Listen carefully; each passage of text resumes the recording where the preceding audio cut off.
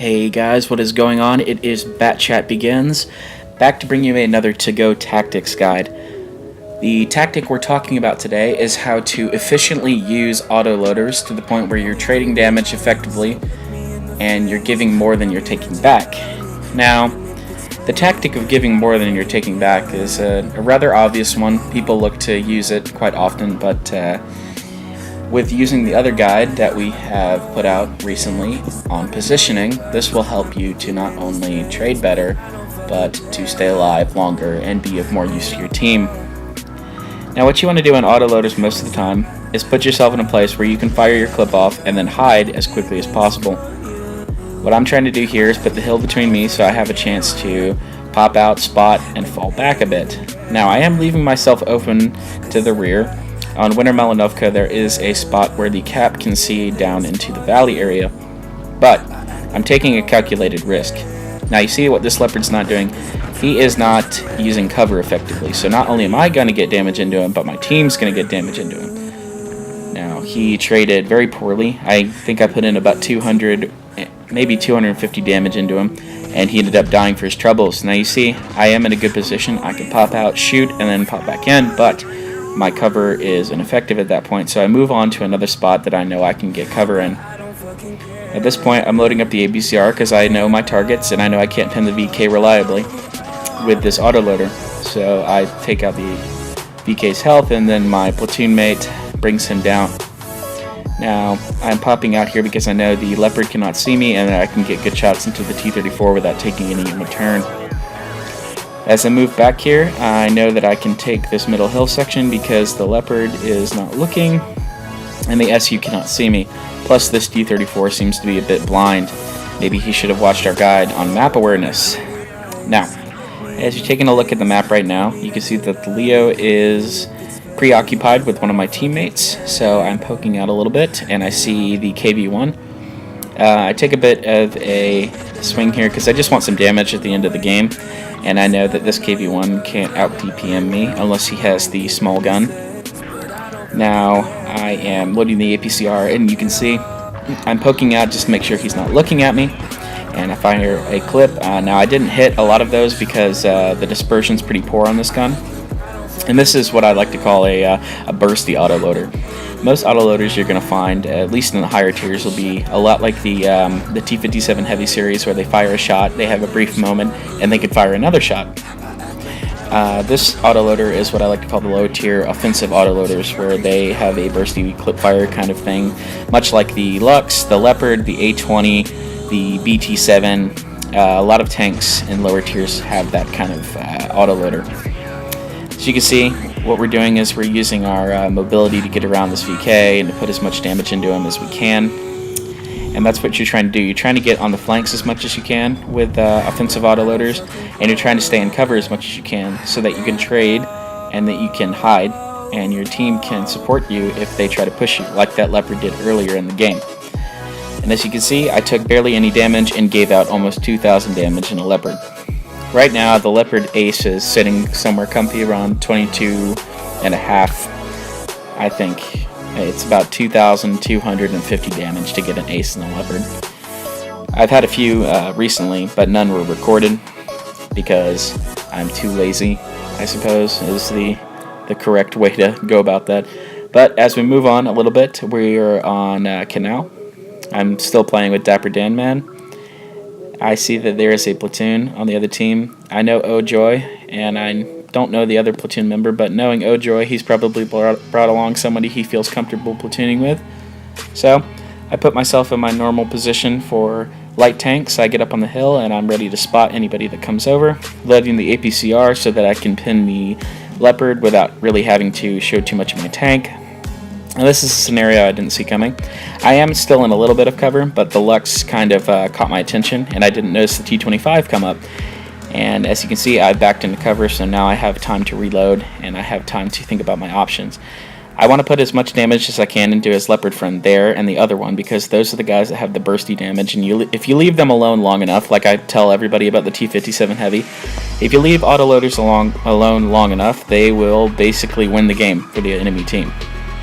Or for the friendly team. I mean, if you leave someone alone who has a burst damage like the Leopard does of basically more than a KV-1, it can absolutely wreck a team. So I'm going here to help our Ram 2 buddy finish off the low health people, as I always say. That was my priority target, as I've talked about in other videos. Now, I am waiting to reload. I see my next target, the one who's isolating himself from his team, the Leopard. I put in some damage into him. As you can see, the Leopard does have a tendency to bounce off even itself, even when the hull is angled downward at you. So, my targets are the better players, the platoon players on the team. So I'm putting some damage into the Leopard. I know that he's focused on somebody else, so I didn't have to maneuver at all. If they are focused on you, the best thing you can do is to put terrain between yourself and the enemy. So let's say you're on Himmelsdorf, you put some buildings between yourself and the enemy. Or if you're on a map like this, you get behind a hill, or you run to your team. This enemy team didn't really do a great job of that. They stretched themselves a bit too thin, I guess is the word I'm looking for. We end the Matilda there with an ammo rack. As you can see, this is what I'm talking about. The Matilda was far back, the T1 Heavy even farther back, just kind of camping spawn, which, I mean, fair enough. If it's a higher tier game and you guys don't have enough mediums, maybe that's a viable option. Not really spawn, though. Leaves your team weak without the full members there. As we move around, my priority target tells me that I shouldn't focus the AFKs, so I'm just trying to get to a point where I can shoot the T-57 Heavy. Now, I made kind of a mistake here. I should have loaded the APCR. As you can see, the whole second half of the clip didn't even pin the T1 Heavy, which that's why I popped out so far, is because I figured I could pin the T1 Heavy with my shots, but I guess his side armor ate it. His space armor probably ate half the shells there, which kind of gave me only 99 damage. Which, if you didn't know, the Leopard's clip damage is around 300 average damage with an 8-second reload if you're running all of the provisions, which I am. I'm running double, I think it's vents, both fuels, I believe. I run both fuels and then the rations. And then I run I think it's gun laying drive and optics, because I like to run around with my Leopard. Now, as we're getting on to the higher tier autoloaders, they kind of resemble what the IS-3 Defender looks like, which is an autoloader that has a rather long reload time and then a rather short reload time between each of its shells. The Defender has a around 20-second reload for its 3-clip magazine, damage potential of about 390 per shot. I think it's 390 or maybe 400. Then between every shell, it is about 7 seconds, 7.5 seconds to be exact, I believe. To put that in some perspective, the upper tier gun on the IS-6, the one with the more pen, takes about 11 seconds to reload. So you can trade 2 shots for 1 when you're battling an IS-6 with this thing. The one downside to the Defender in my eyes is that it lacks pen quite a bit. The APCR tends to have hissy fit when it's thrown against any kind of spaced armor or any kind of angled armor, and the heat is no better with the heat nerf. Now, as we're coming around here, I like to run optics on my IS-3 Defender, and I like to run vents and gun laying drives, so I put myself in a position to spot the middle. I see a Panther. I'm able to snap him. I know that I don't want to stay in the open, because as a IS-3 Defender, I only have so much ability to defend myself. We put another good shot in, and because of the way we were positioned on the hill, we were able to bounce the return shot. So, we do what I tell everybody to do with autoloaders, which is find cover while reloading. Put yourself in an advantageous position, especially with a heavy tank autoloader. You need to be able to bounce shots, which is your prerogative as a heavy tank. So, I see the other IS-3 Defender on the enemy team making a run for our guys on our flank, so I get behind our Styria Mill. I'm trying to let him get out of the way because I want to use the terrain so that I can angle my hull correctly.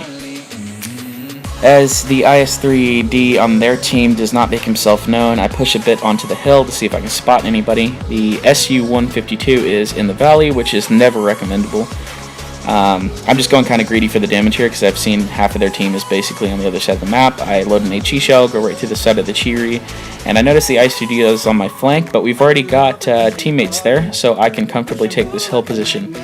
Now, like I said, focusing the low health targets, so taking the Su-152 out is quite a benefit to my team. As you can see, I am reloading here, but I noticed that the IS-3 Defender is all alone, and that his team has done the honorable thing of camping the backside.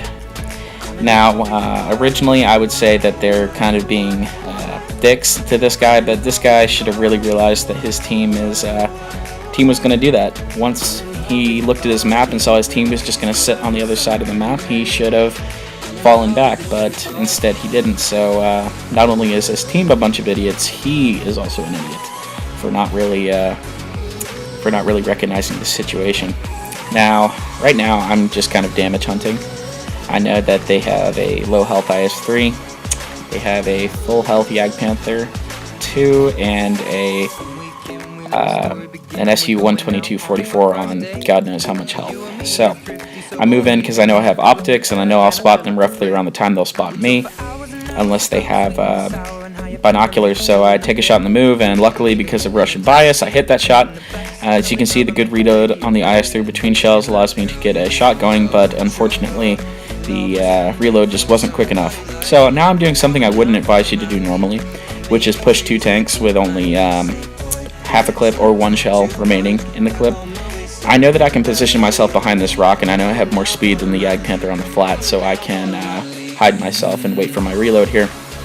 Because the IS-3 Defender has armor, you can do that. You can position yourself to where you can side scrape and bounce shots. Now in a normal autoloader, like let's say the T69, this would not be recommendable. You'd probably want to stay a bit further down the hill to where you can use the terrain to your advantage again. You could pop up down the hill and use the undulation in the hill to cover your hull and be able to reload at that point where your allies can cover you. With an IS-3 Defender, you have armor, so you don't really need teammates as much as a conventional autoloader. So that's some of the tips to use. Again, if you're looking to realize anything about map awareness, so you need to teach yourself a little bit about positioning. Maybe even you want to check out the IS-3 Defender review I did quite a while back. All the links will be in the description. I hope you guys enjoyed this To-Go Tactics video. If you did, please give it a like and a thumbs up, and share it where you can. Thank you very much. This is BatChat, and I will catch you guys later.